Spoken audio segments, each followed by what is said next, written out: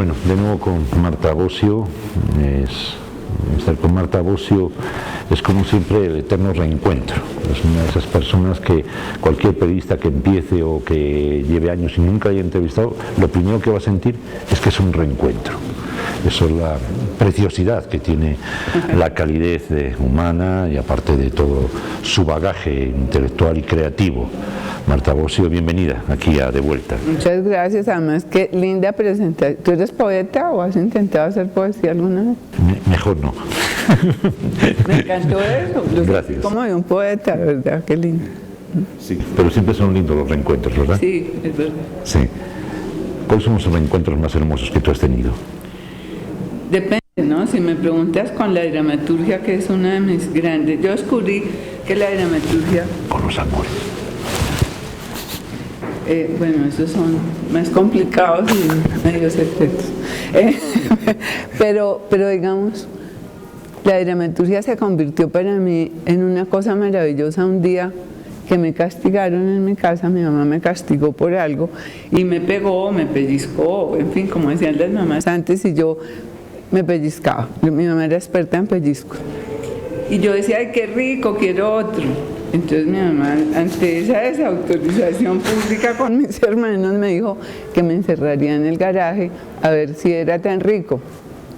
Me llevó al garaje y empecé a gritar, auxilio, no me vayan a chuzar con ese tenedor, soy una niña, no me hagan esto, no me cuelguen con esa soga. Entonces mi mamá vino y dijo, no, pues ¿qué van a pensar los vecinos? Por favor, sal de ahí. Y yo dije, la dramaturgia es el camino, qué maravilla. Funcionó. Es liberadora. Y desde ahí que enamorada de la dramaturgia, todo lo que yo hago es en función del melodrama y de la dramaturgia. Cuando tú te enfrentas al hecho de escribir, de componer, de todo esto, luego iremos adentrando un poco en lo que es ese anecdotario extraordinario y maravilloso de todo ese proceso creativo de tu vida además, pero cuando te vas a sentar, ¿cuánto mezclas de los referentes de tu literatura? Tú eres una lectora compulsiva, más de las realidades que te rodean. En esa dosis que metes, ¿más de lo que lees o más de lo que ves? Yo descubrí también, la vida está llena de descubrimientos. El día que descubrí que la realidad no existe, que es absolutamente subjetiva, que si no hay un sujeto que interprete, o sea, si este cuadro está ahí y nadie lo mira, seguramente nunca existirá para nadie. El día que descubrí eso, empecé también yo escribo todo el día noticas, o sea, yo soy un desastre tengo todas las carteras llenas de papel, a pesar de que tengo tablet y que tengo celular donde podría escribir y todos los papelitos tienen una fascinación, porque tú te obligas después a ponerlos frente al computador y a recuperar eso y a contextualizarlo, que es una cosa que me encanta. Entonces, digamos que lo que veo, todo me alimenta, todo. En este momento me estoy alimentando para escribir una escena que tengo que hacer esta tarde sobre una persona que tiene que ir a una entrevista. Tú me estás dando una serie de datos y ustedes también. Bien. Es la primera vez que me di cuenta que una entrevista mía sirve para algo. O sea, te lo agradezco, te lo agradezco profundamente, Marta, de verdad. Hay un dato que me llama mucho, digamos, sobre todo lo que es de tu biografía en el proceso de creación, y es un personaje que sorprende que lo recupere una autora en Colombia, y es Ana Frank. Ah, sí. ¿Qué te impactó de Ana Frank para escribir un dramatizado sobre ella? Yo creo que más que Ana Frank, aunque por supuesto ella, por ser una adolescente en el momento en que yo leí ese libro, yo no sé qué tengo yo con Hitler. O sea, mi Hitler es un... O sea, yo quiero entender ese tipo porque era así, y es más, a veces cuando estudiaba el tema del tiempo, en donde aparecen unas teorías que te dicen que el tiempo puede ser cíclico, puede ser así, y Hitler puede estar en esta ruedita, yo aquí al tiempo, ¿no? Que si a mí me gustaría encontrármelo y reclamarle cosas. Yo tengo muchos amigos judíos, los adoro, y me parece tan absurdo todo lo que este personaje hizo, que cuando yo leí a Ana Frank, estaba en primero o segundo bachillerato, a mí me marcó ese libro, y creo que desde que entré a estudiar comunicación era pensando en hacer algo con Ana Frank, o escribir un libro sobre ella, o hacer una obra de teatro, y cuando la presento en Caracol como propuesta y me la aceptan, qué felicidad, pues fue lo máximo. ¿Cuál fue lo más difícil cuando tuviste que hacer los libretos de Ana Frank? La investigación. Yo me dediqué a hablar con mucha gente judía, es más, creo que quedó corta ahora, viéndola hacia atrás, creo que quedó corta en cosas que ahora he descubierto.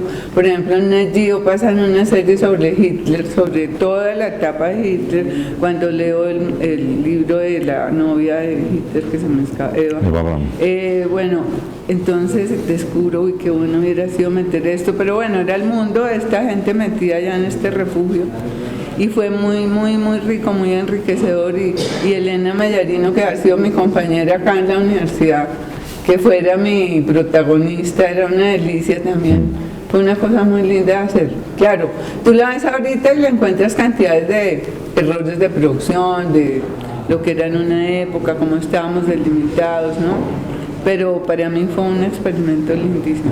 Y le fue muy bien a Ana Frank, digamos en rating, la gente lo hago. La duda era, una historia tan lejana a nuestro mundo, ¿pegará? Y funcionó. Eso lo realmente sorprendente, que quizás es que porque Ana Frank representó algo que pasó en otras formas, en otras maneras, pero en muchas partes del mundo, de alguna manera. Sí. ¿En qué momento tú has hecho adaptaciones, has hecho creaciones propias, has compuesto basado en otros relatos, además complicados, autores muy complicados como Camus, Albert Camus o Dostoyevsky, ¿no? Pero ¿en qué momento encuentra el artista ese momento duro que dice, esta es la línea que quiero ser y por aquí es donde quiero ir? Por aquí, esta es la forma, este es el estilo, mis personajes se mueven en estos bagajes, hasta que eso, que es lo que hace que Marta Bosio no sea el otro autor, no sea el otro guionista, sino que es Marta Bosio. Sabes que yo creo que ahí viene muy al tema lo que tú decías ahorita, los encuentros. Uno va teniendo encuentros, influyen sobre uno personajes. Influyó mucho sobre mí mi primer esposo, Hernando Martí, o mi único esposo, porque después de Hernando yo creo que yo no vuelvo a conseguir un esposo igual, entonces mejor no me caso. Prefiero amigos. Y resulta que uno dice, sí, cómo influyó Hernando, cómo influyó en mí, por ejemplo, Bernardo Romero, cómo influyó Santiago García, cantidades de influencias de tipo dramático que yo recupero y analizo y comprendo y me encanta descubrir, ¿no? Esos son los encuentros reales, los que acordarme como de una hora, de pronto sí hay momentos, pero es como el proceso en sí lo que vale. ¿Cuál fue el primer gran reto ya, que ya digamos hay una madurez ya creativa, que para ti fue un reto fuerte, como diríamos en lenguaje, un toro duro de torear, un toro bravo? ¿Cuál fue ese primer gran reto? Mira, yo siento que cuando yo trabajé en televisión, que fueron más de 20 años, tuve grandes éxitos y grandes fracasos. Yo no tuve términos medios. Yo siento que no los tuve. Yo decía, o el éxito más aterrador que yo misma me asombraba, como pasó con Pero sigo siendo el rey, que tuvimos meses de 80 puntos. Bueno, estamos hablando de una época donde no había internet, también hay que pensar en eso, solo había que competir con otros canales de acá, o sea, pero de todas maneras no era fácil tener ese rating. Y por eso el rey fue un fenómeno tan especial. Pero también tuve unos fracasos horribles y pienso mucho en James ahora, lo he pensado porque es como cuando tú tienes un gran éxito, entonces, uy Marta, el próximo tiene que ser así y empiezas a sufrir porque no es tan fácil, el éxito uno no lo tiene guardado en la manga y tratar de... Y entonces siempre que yo salía de un gran éxito, siempre después había un gran fracaso. Y lo más interesante es que de lo que más aprendí fue de los grandes fracasos, porque yo toda la vida he sido muy metodológica, yo no sé quién me metió en la cabeza ese tema de la metodología, y yo tengo una cosa personal que se llama el duelo del concepto, o sea, hacerle un duelo a mi fracaso, y el duelo es sentarme a ver por qué funcionó, por qué no funcionó, en qué fallé, y llevar como una contabilidad de eso. y que cuando me vuelva a pasar, entonces vuelvo arranco y por eso puedo dar clases también, porque como que he hecho una metodología de todo eso, ¿no? Muy bien, dicen que uno de un triunfo no se recupera, pero de un fracaso sí. En el caso Marta Bosio es un ejemplo de eso, ¿no? En el caso que ahí está, se enfrenta a unos fracasos y sale adelante. El gran fracaso para mí, si ¿Cuál quieres fue? que te diga, Notas de Sociedad. Una telenovela que yo escribí después de Pero sigo siendo el rey, en donde todo el mundo quería ver cuál era el próximo trabajo mío y me dijeron en Caracol, ¿qué quieres hacer? Y yo dije, una revista que se llama Notas de Sociedad, donde se refleje un poco lo que es esta sociedad.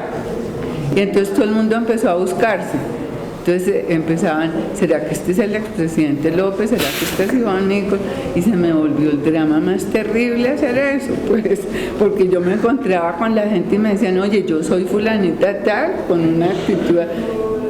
Entonces eso ayudó, como era la época en que escribíamos telenovelas sobre el tiempo, no como ahora que tú entregas los capítulos y los grabarán, ellos sabrán cuándo, no, era, tú escribías y la próxima semana venían a recoger el capítulo a tu casa, era otra época. Era complicado. ¿No? Sí. Exactamente, ¿cuál era la novela en la que interviene? Es que hay una anécdota muy curiosa de Marta Bosio, es la única mujer que puso al presidente López a trabajar para ella. Todo el país trabajó para el presidente López. Con Marta Bosio fue al revés, puso a López a trabajar para ella. Era una investigación, exactamente el título era de la... Era Las Ibáñez. Las Ibáñez, en efecto. Yo iba a la casa del poco... López todos los jueves, recuerdo mucho. Íbamos, porque él era su Bernardina Ibáñez, una de las Ibáñez era su tatarabuela, no me preguntes el tatarabuelo, era algo de él. Entonces él quería estar muy al tanto de cómo se hacía esa investigación y todo. Y digamos que esa historia la escribí casi que a 4 manos con el doctor López. Para mí era un honor grandísimo y acabé conociendo muchas cosas del personaje. Duré 1 año yendo a su casa todos los jueves. ¿Cómo era López? López era el doctor López, le tengo El mucho doctor respeto. López, sí. Era enigmático, total. O sea, primero me sorprendió que manejaba el país. Yo tenía que hacer un plan B para el trabajo con el doctor López, porque yo soy muy organizada en mis tiempos de trabajo. Y cuando el doctor López estaba, pues lo interrumpía todo el país a preguntarle cosas. O sea, le sonaban los 5 teléfonos enormes. Entonces yo tenía que interrumpir y mientras él hablaba y le decía al ministro tal cosa, pues yo seguía tratando de trabajar en eso. Cuando él llegaba le decía, ¿qué piensa de esto, doctor López? ¿Cómo lo podemos hacer? O lo que sea. Y era muy interesante el manejo así, pues, o sea, era aprender a trabajar con un personaje como él. Era enigmático, era contundente, era directo, descubría errores así al rompe. Era un analista muy hábil de contextos, describía las claves, rápidamente argumentos y valoraciones las tenía clarísimas. Distinguía el tema de las lógicas muy bien, a mí me asombraba mucho eso, porque yo también he sido una enamorada de las lógicas y yo metía trampitas a ver si me las cogía y me las cogía siempre. Sí. Cuando ya la obra está al aire, ya está emitiéndose, ¿qué mensaje que te decía? Que hacía críticas, hacía tal, quizás aquí el personaje no es, el actor no es, la actriz sí es. Las Ibáñez fue un proyecto que arrancó con todos los honores, porque era el proyecto del doctor López Miguel. Él había dicho que quería que la escribiera yo, mejor dicho, eso era todo un bombo y platillos, y le fue mal en Colombia. En Colombia le fue mal, el rating, competimos con La Hinojosa, entonces competir con Margarita Rosa y con Amparo Grisales metidas en una cámara difícil. Esa competencia fue dura. Sí, muy dura. Entonces se nos vino abajo y en cambio fue éxito fuera de Colombia. Mira que yo llegué una vez en un paseo que hice Argentina, recuerdo en un centro comercial, pagué con mi tarjeta, la señora dice, Marta Bosio de Martínez, ¿sabe que usted tiene un homónimo? Yo veo una novela muy buena, que es escrita por una señora que se llama igual. Entonces una amiga que iba conmigo dijo, no, pues ella es la escritora. Y veníamos de montar en la nieve, estábamos, bueno, vueltas, me miró así y dijo, pues no le creo, porque eso no lo pudo haber y a él quería, pero tratando de mostrarle, yo le dije, ay, no me importa, o sea, no te preocupes, ¿cómo me va a creer? Mira cómo estoy. Ella piensa que es una señora gafa sentada allá escribiendo todo el tiempo. La imagen, ¿no? También. Sí, no quiero manejar un poco el concepto del cronograma, las novelas, porque no me parece, sino me parece más de lo cronológico, sino más la conversación sobre las cosas, digamos, la construyamos desde lo anecdótico, creo que se pueden construir cosas muy interesantes. Y por ejemplo, hay una cosa que tiene Marta Boxeo extraordinaria, que se adelanta unas cuantas décadas, no muchas tampoco, perdón, y es el tema de incursionar en el conflicto del narcotráfico, y es con su obra La mala hierba. Sorprendentemente, o sea, cuidado, hace una telenovela que incursiona en el tema del narcotráfico, pero no en la narconovela. Sí, es buena esa diferencia que hace. ¿Cómo lograste que eso no fue una narconovela? No. ¿Qué te diferenció de lo que ahora se conoce como narconovela? Claro. La marihuana la van a legalizar, ¿no? Ahora ya lo sabes. Por ejemplo. Bueno, entonces la marihuana es una hierba, pues, o sea, crece en la tierra, lo que sea, no es un químico. Y increíble, pero esa pequeña diferencia que te hago influye también en la forma de comercio. Entonces, a mí me tocó descubrir cómo cambió el país desde el punto de vista de los agricultores de una región por esa razón. Pero ahí ellos no eran unos matones, sí hubo momentos de enfrentamiento, pero, o sea, no eran de los que se mandaban una cabeza en una bandeja, ni que hacían ese tipo de cosas horribles que hicieron después los narcos, y esa creo que es la gran diferencia, porque el gran delito de Pablo Escobar para mí, el gran horror de él fue haber roto el límite entre el bien y el mal. Él lo que logró fue romper los valores y que uno no pudiera decir de aquí para allá es bien y de aquí para allá es lo que estoy haciendo es mal. No, entonces lo que hizo fue que, digamos, por ejemplo, los que le seguían a él, lo que hacían era irle a rezar a la Virgen para que les fuera bien en la matanza que iban a hacer. Ese tipo de cosas confundió, ¿me entiendes? Y eso era eso fue muy grave. Y creó un modelo, tremendo modelo que hasta los gobiernos lo usan. Hoy en día cuando yo veo a un presidente diciendo ofrecemos 20 millones para el que encuentre a la persona que le tiró el ácido a la niña fulanita tal, yo digo, está repitiendo el modelo de Pablo Escobar, está ofreciendo plata por una información. Eso es lo que quiero yo precisamente descubrir en el libro que pretendo escribir algún día, que te estaba contando que le dedico 1 hora de mi día diario a ese libro, y cuando lo iré a terminar, no sé, porque un día me llamaron unos alumnos de una universidad antioqueña y me dijeron, estamos haciendo un trabajo sobre narcotráfico y usted no puede faltar ahí porque usted fue la iniciadora de las narconovelas. Y yo dije, ¿qué? No puede ser. Me dijeron, claro, usted escribió La mala hierba. Yo dije, sí, tienen razón, qué horror, acabo de caer en cuenta. Entonces ese libro lo quiero llamar Mea culpa, o cómo escribir la historia de un narcotraficante sin convertirlo en héroe, porque eso es lo que hemos hecho, ¿no? Pues yo creo que hay una notable diferencia, y estaremos muy pendientes de tu libro, obviamente. Me imagino, como siempre, una copia autografiada. Muchísimas gracias. Como siempre, me imagino que será un magnífico reto para todos y una magnífica lectura. Cuando creas una obra como por ejemplo la de Pero sigo siendo el rey, que es un éxito rotundo, Marta Boxeo tiene una clave para buscar el éxito, o el éxito viene por sí solo. O sea, te enfrentas a una obra, la creas sin esperar si hay éxito o fracaso, porque la disfrutas, o tienes tus propias claves debajo del cajón que sabes que van a ser exitosas. No, yo creo que uno no puede planear un éxito, esa es la gran ventaja del éxito. O sea, uno lo que puede es trabajar como un loco, investigar al máximo, no darse tiempo en nada, tratar de hacerlo de la mejor manera, pero nunca sabes qué va a pasar, y eso en el fondo es lo interesante y lo rico, ¿no? Porque sería hasta aburrido tener uno como la fórmula del éxito, eso no lo tiene nadie. Normalmente cuando se tiene la fórmula del éxito, que fue un poco lo que me pasó a mí cuando fui a Televisa, creo que ellos sí tienen la fórmula del éxito. Yo llegué a Televisa por un capricho del destino, ¿no? Sí, o sea, yo no hice nunca una llamada, nunca pedí una referencia, nada. Yo estaba Yo estaba dictando un curso en la Javeriana y había una niña que trabajaba en Avianca, en la revista Avianca. Y ella me dijo, oye, yo quiero una entrevista contigo, y le di largas con la entrevista y todo, hasta que un día ella me dijo casi llorando que la iban a votar porque no le creían, y la llevé a mi casa, hicimos la entrevista entre las dos, ella dijo que ella le ponía el título y nunca más la volví a ver, ni pregunté por la revista de Avianca ni nada. El señor Azcárraga, dueño de Televisa, viaja a Miami, se le daña su avión, su jet privado en la pista, alquila un jet de Avianca y lo primero que le dan son unas revistas. Él abre y encuentra un título que dice Marta Bosio, la libretista que escribió con García Márquez y el doctor López Miquels. A él no le importó quién era yo, le importaron los otros dos personajes. Y me cuentan después, cuando yo llegué a Televisa, que él llegó con la revista y dijo, consíganme a esta señora como sea, la quiero en Televisa.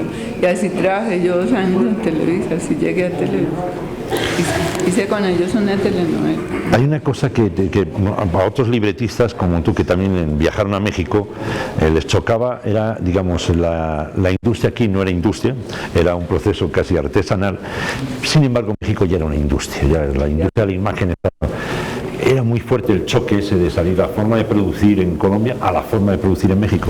Claro, es que me perdí echándote la anécdota y no llegué a la conclusión que quería llegar, y era cuando yo llegué a México descubrí que sí había una fórmula para el éxito, entre comillas, o sea, el éxito industrial, que es lo que tú acabas de decir muy claramente. O sea, sí, yo puedo hacer un modelo que yo sé que este modelo siempre pega.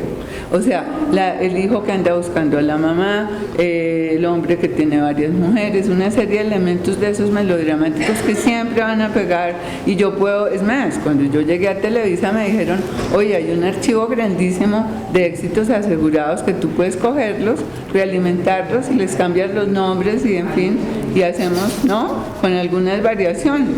Y yo eso no lo podía hacer, o sea, eso no me cabía en la cabeza, pero sé que esa sí puede ser una fórmula de éxito industrial, hay que hacer esa diferencia, no fórmula de éxito creativo, que es otra cosa, que es romper un paradigma y hacer, siempre que hablo de esto me acuerdo del señor Carlos Benz, el que le hizo el carrito a su hija Mercedes. ¿Qué hizo él? Él lo que hizo fue coger una cantidad de modelos que ya existían. Si tú te das cuenta, por ejemplo, te montas a un carro y atrás hay un sofá, es una sala, atrás hay un sofá, adelante hay 2 poltronas. Él cogió un modelo de sala, cogió un modelo y unió todo eso y creó un nuevo modelo que era para transportar gente. Eso es lo que yo pienso, la diferencia que hay cuando tú haces una telenovela que crea un nuevo modelo, que crea una nueva forma, que crea un nuevo paradigma, es la palabra. Y el otro que simplemente lo que hace es innovar. Tú después a ese carro del señor Benz le puedes cambiar la capota y ponerla convertible. Digamos que eso sería lo industrial, la innovación, ¿no? Sí. Pero lo otro es lo que hace la diferencia. Hay un tema que me parece interesante. Vamos a ponerte al otro lado, no tanto en como qué crees tú, sino qué crees tú que pensó el pueblo con Gallito Ramírez para que se convirtiera en un éxito.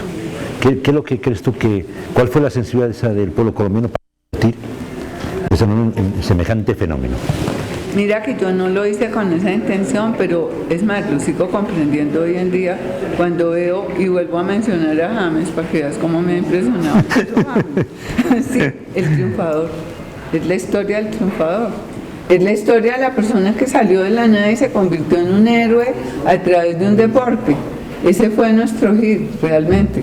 Y si a eso le pones costumbrismo, pues es una mezcla deliciosa. Si a eso le metes una persona como Margarita Rosa, que venía de hacer una cantidad de ser reina, de tener una cantidad... Se dieron una cantidad de elementos, pero sin quererlo llegamos al tema del triunfador, realmente era eso. Porque el cuento de Sánchez Juliado eran 8 páginas. Y de ahí, ¿sabes lo que me pasó a mí? Yo les conté, creo, 50 capítulos, haga 120, de ahí en adelante, ¿qué haces? Y era un poco esa la situación. Muy bien, no puedo despedirme sin hablar de algo muy interesante. Para un artista, vamos a ver, un referente, Walter Carlos, coge a Juan Sebastián Bach, lo reinterpreta y hace una obra de arte también. Otro personaje, Pablo Picasso, coge Las Meninas, nada menos que de Velázquez, la reinterpreta y hace una obra de arte. Marta Bosio coge a Fedor Dostoyevsky, El Jugador, lo reinterpreta y hace una obra de arte. Eso es complicado. ¿Cómo? A mí me daría pánico enfrentarme a semejantes. Yo no creo que haya... Bueno, muchas gracias, que él dice que digas eso. Me sorprendió sobre todo con El Extranjero, porque semejante autor, que yo me sentía muy angustiada de meterme con él y que hubiera ganado un premio Ondas en España, esa adaptación, eso sí no me lo esperé nunca. Pero fue mi primer premio en televisión. Yo decía, no puede ser que esto hecho en Colombia, hecho con actores colombianos, hecho por una persona que está arrancando, se gane un premio. Entonces, la verdad es porque tenía ahí yo un problema existencial en el que creo que yo expliqué cosas mías y todo, como que me involucré mucho en el tema, me metí muchísimo en el tema. Después hice El Jugador de Dostoyevsky, pero principalmente lo de Camus para mí fue una cosa que me sorprendió siempre. ¿Por qué? ¿No? Que entra el juego de la interpretación, de cómo cada cual interpreta las cosas y cómo es un trabajo también en equipo. El director en ese momento, cómo interpretó todo esto, el director era Julio César Luna, Pepe Sánchez era nuestro protagonista, gran actor.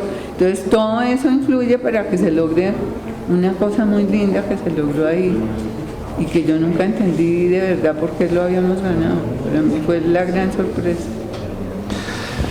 Marta Bosio, una mujer, una dama de la televisión, una dama de la literatura también, una extraña Ana Frank que se escapó de esa habitación camuflada que sometía en una época muy dura el país a las mujeres.